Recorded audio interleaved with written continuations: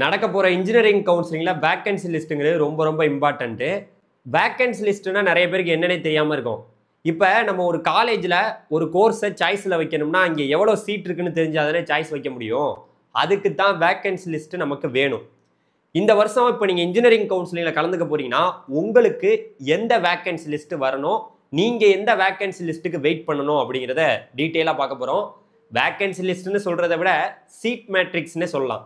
Seat மேட்ரிக்ஸ்னா அதாவது இந்த காலேஜில் இந்த கோர்ஸுக்கு எவ்வளோ சீட்டு உங்கள் கம்யூனிட்டிக்கு இருக்குன்னு நீங்கள் தெரிஞ்சுக்கிறது தான் இந்த வேக்கன்சி லிஸ்ட்டு. ஸோ இந்த வீடியோவில் அதை பற்றி டீட்டெயிலாக உங்களுக்கு நான் சொல்கிறேன். நம்ம சேனலை புதுசாக பார்க்க வந்திருக்கீங்கன்னா என்ன பண்ணணும், மறந்துடாமல் சப்ஸ்கிரைப் பண்ணிங்க. அப்போ தான் நீங்கள் டிஎன்ஏ கவுன்சிலிங்கில் ஒரு நல்ல காலேஜில் சேர்ற வரைக்கும் நம்ம சேனல் உங்களுக்கு ரொம்பவே ஹெல்ப்ஃபுல்லாக இருக்கும். நான் உங்கள் ட்ரெண்டிங் தமிழ் கோபி. ஹலோ டிடிஜேஸ்.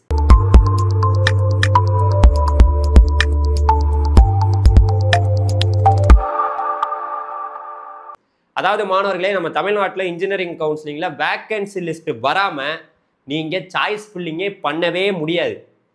ஏன் சொல்கிறேன்னா, நீங்கள் எவ்வளோ கட் ஆஃபில் வேணால் இருக்கலாம். நீங்கள் 200க்கு 200 கட் ஆஃப் எடுத்துருக்கலாம், 190 இருக்கலாம், 180 இருக்கலாம், நீங்கள் எந்த கட் ஆஃபில் வேணால் இருக்கலாம்ப்பா. ஆனால் நமக்கு வேக்கன்சி லிஸ்ட்டு இப்போ உங்களுக்கு எப்போ கலந்தாய்வுன்னு சொல்கிறாங்களோ அதுக்கு முன்னாடியே, எப்போ கவுன்சிலிங்னு உங்களுக்கு சாய்ஸ் ஃபில்லிங் சொல்கிறாங்களோ அதுக்கு முன்னாடியே வேக்கன்சி லிஸ்ட்டு வரும்.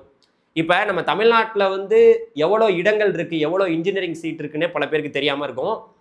என்னென்ன காலேஜ் இந்த டிஎன்ஏ கவுன்சிலிங்கில் பார்ட்டிசிபேட் பண்ண போகிறாங்கன்னு நான் உங்களுக்கு சொல்கிறேன்.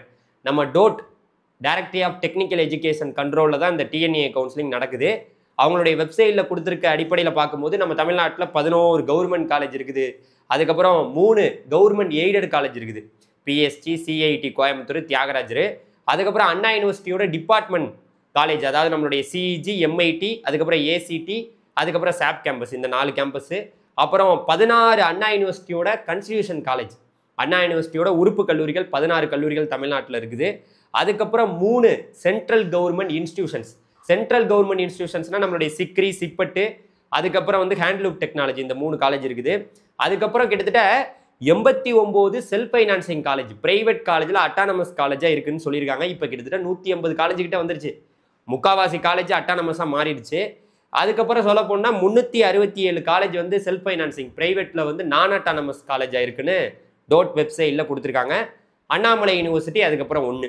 அதோட சேர்த்து இப்போ நான் சொன்ன காலேஜ் எல்லாமே இந்த டிஎன்ஏ கவுன்சிலிங்கில் வரப்போகுது. இப்போ நம்ம கவனமாக தெரிஞ்சுக்கணும், 2024 வரைக்கும் நம்ம தமிழ்நாட்டில் இங்கே 2 டைப்பில் இருக்குங்க. ஜென்ரல் 92.5%க்கு 1,63,054 சீட் இருக்குது.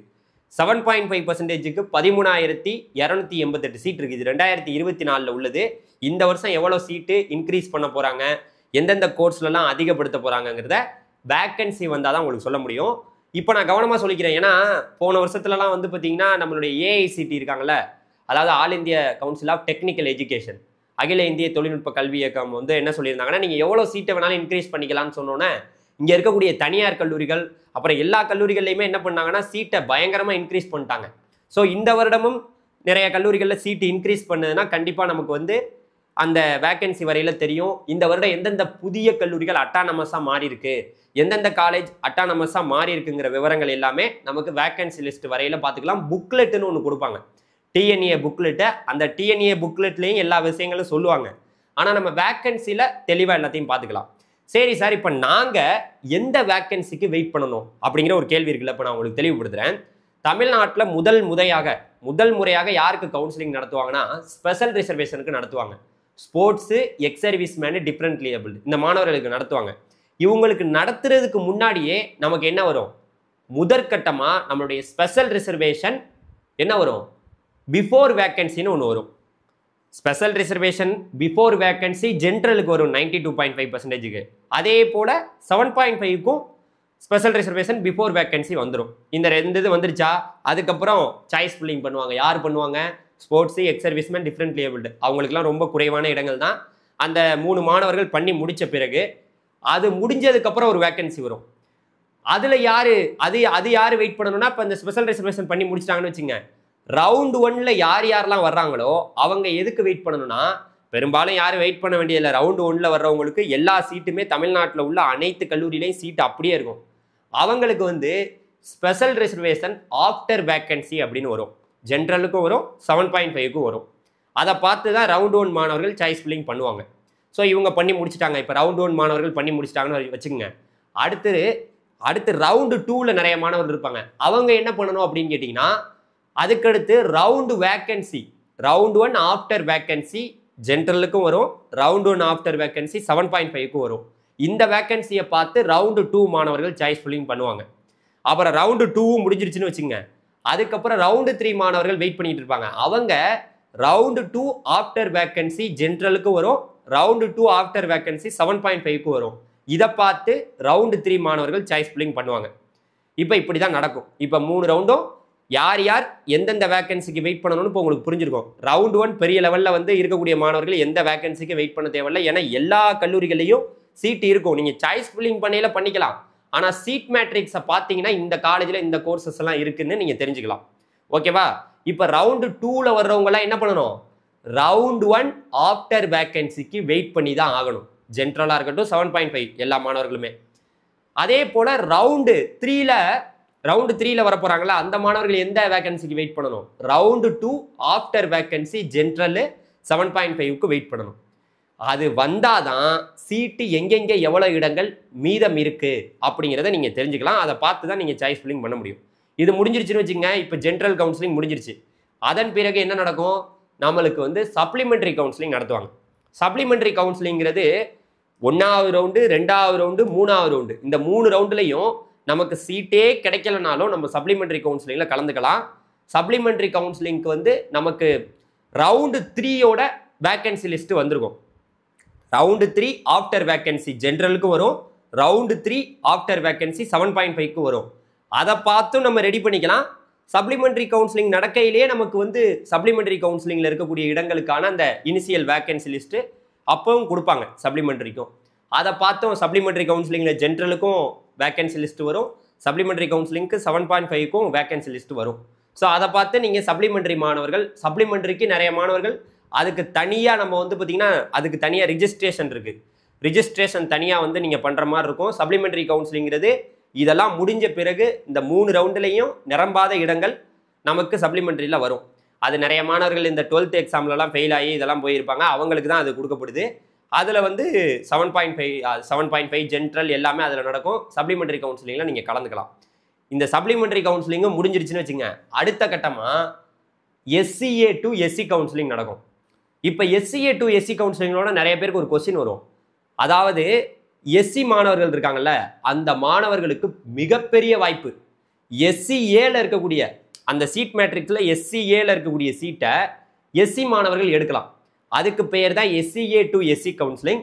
இதில் ரவுண்டு 1ல் இருக்கக்கூடிய SC மாணவர்கள், ஸ்பெஷல் ரிசர்வேஷனில் வந்த SC மாணவர்கள், ரவுண்டு 1ல் SC மாணவர்கள் இருப்பாங்க, ரவுண்டு 2ல் இருப்பாங்க, ரவுண்டு 3ல் இருப்பாங்க, சப்ளிமெண்ட்ரியில் இருப்பாங்க. எல்லா SC மாணவர்களும், SC கேண்டிடேட் எல்லாமே இந்த SCA to SC கவுன்சிலிங்கில் பார்ட்டிசிபேட் பண்ணலாம். ஏன் அப்படின்னா SCAல இருக்கக்கூடிய சீட்டை SC மாணவர்கள் எடுக்கலாம். அது அவங்களுக்கு ஒரு வாய்ப்பு கொடுக்கப்பட்டிருக்கு. ஸோ இப்படி தாங்க நடக்கும். புரிஞ்சிருச்சா? இப்போ நான் உங்களுக்கு அவ்வளவு தெளிவுபடுத்திருக்கேன். இதுவே பல பேருக்கு ஒரு குழப்படியாக இருக்கும். நீங்கள் ஒரு வாட்டியும் வேக்கன்சி லிஸ்ட்டுக்கு வெயிட் பண்ணி தான் ஆகணும்.